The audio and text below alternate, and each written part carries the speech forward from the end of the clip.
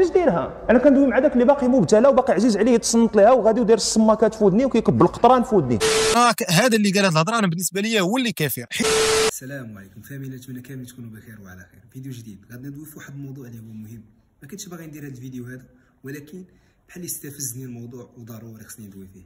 هذا الوليد هذا دوا في واحد الشيخ اللي هو شيخ مغربي، دوا فيه بواحد الطريقه اللي هي سلبيه، ما خلى ما قال عليه. واحد كيقول باللي الا سمعتي موسيقى دونك تتخوي القطران في ودنيك. واش هذا بنادم هذا؟ واش هذا بعقلو؟ غباء هذا هو الكفر. انا هذا اللي قال هذه الهضره انا بالنسبه لي هو اللي كافر. انك تمشي تدوي في واحد الانسان اللي هو كبر منك، اول حاجه في اللاج، ثاني حاجه هو انسان قارئ ومثقف عليك، وثالث حاجه هو داعيه اسلاميه توجه الناس طريق الله، توري الناس طريق الله وطريق الباطل. باش انك تمشي وتتمادى بهذه الجرأه هذه انك تمشي تدوي في واحد الشيخ اللي هو شيخ داعيه اسلاميه مغربي من بلادك، تدوي فيه بواحد الطريقه اللي هي السلبيه كيف ما تنشوفوا حاليا دويتي فيه، باش تمشي تنعت واحد الشيخ بارهابي، باش تمشي تقصد واحد الانسان ابر انه داعيه اسلاميه. انا ندوي معك كشخص، باش تمشي تقصد واحد الانسان اللي جا تيقول لك اخي ها طريق الحق وها طريق الباطل، وماشي تيقول لك انك خصك لابد وانك تتبع هاد الطريق هذه راه هي اللي صحيحه، لا، هو جا قال لك اسيدي ان الموسيقى حرام، اللي بغى يدير بكلامه يدير بها، واللي ما بغاش يدير بها تيبقى النظر ديالو. المهم هو عطاك واحد المعلومه، بما انه داعيه تيقدم الرساله ديال الرسول صلى الله عليه وسلم، هو غير تيقول لك ها اللي صحيحه وها اللي ماشي صحيحه، وانت واش لا بغيتي تطبق ما بغيتيش انت وخاطرك. وحنا دايرين داك الانسان في واحد المكانه، وانت اللي ما تنعرفوكش كاع بيدك في واحد المكانه، تيمشي تيتهجم على واحد الانسان اللي هو شيخ وداعيه اسلاميه في الدين، اي انه عنده واحد المكانه كبيره في المجتمع ومتبعينه بزاف ديال الناس، وبزاف ديال الشباب دايرينو قدوه ديالهم باش انهم يكونوا في حاله. وحنا نتمنوا ان جميع الشباب المغاربه يكونوا في حال الشيخ ياسين العمري وما يكونوش في حالك نتايا. المهم هذا الوليد هذا مشى تينعت الشيخ ياسين العمري بانه ارهابي. علاش؟ حيت جا ياسين العمري وقال لك اخويا ان الموسيقى راها حرام، ما قالكش ما خصكش تصنت الموسيقى، لا، قال لك الموسيقى راه حرام. بالنسبه للناس اللي باقيين مبتلين بهذا الشيء ديال الموسيقى والغناء والمعازف، الا سولتك على ديك الاغنيه غدا يوم القيامه في اي الكفتين تجدها، السؤال ملي كتطلق الاغنيه شنو الهدف عندك منها؟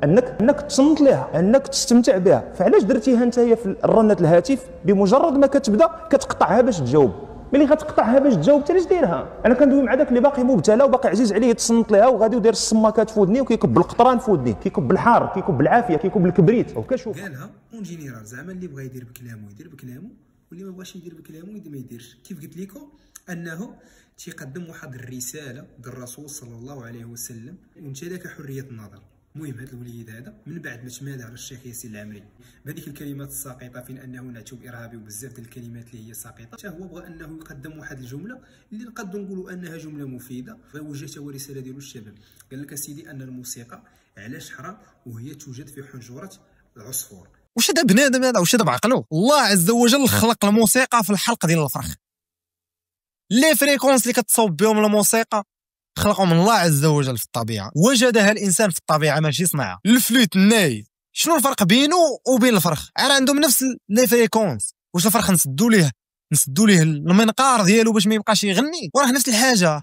دابا انت فاش كتسمع الموسيقى شنو الحاجه اللي فات الموسيقى خلقها الله باش غادي القطرانه صح؟ واش الله خلق؟ واش دابا الله عز وجل دابا نتوما راه كطيحوا بالله عز وجل؟ حيت العصافير حنا كيف ما تنعرفوا ان العصافير لها واحد الصوت اللي هو جميل، ولكن ماشي موسيقى، الصوت جميل.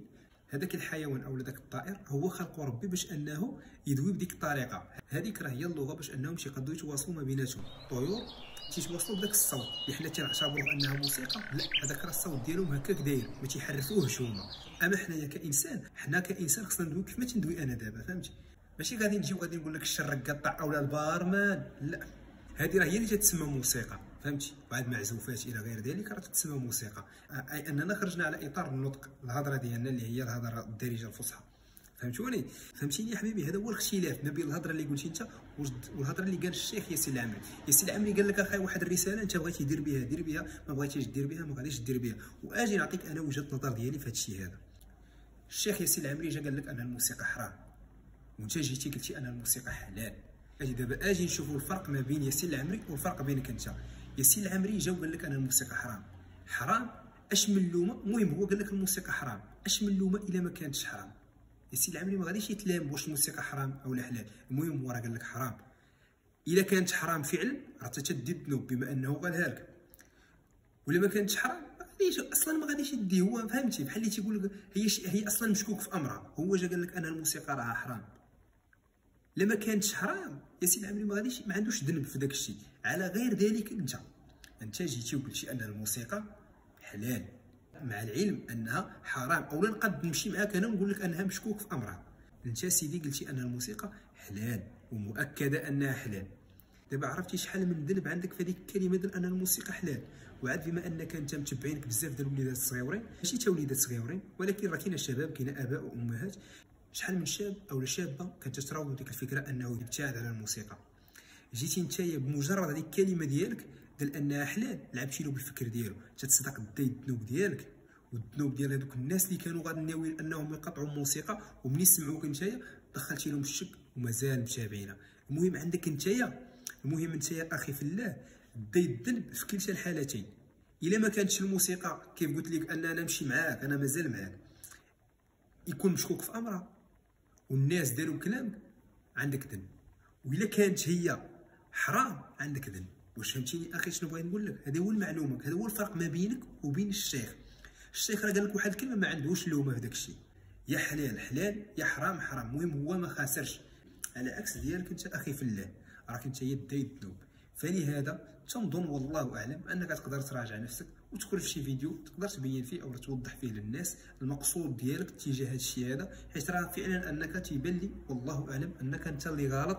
المهم حاول انك تحترم الناس اللي كبار منك، اول حاجه في اللاج، ثاني حاجه الشيوخ عاد عندهم مكانه كبيره، راه داعيه اسلاميه، وبما انه داعيه اسلاميه ضروري خاص الناس يحترموه، وبما انه داعيه اسلاميه ضروري يحترموه، حيث الله سبحانه وتعالى راه فرق ما بين العلماء والانسان العادي.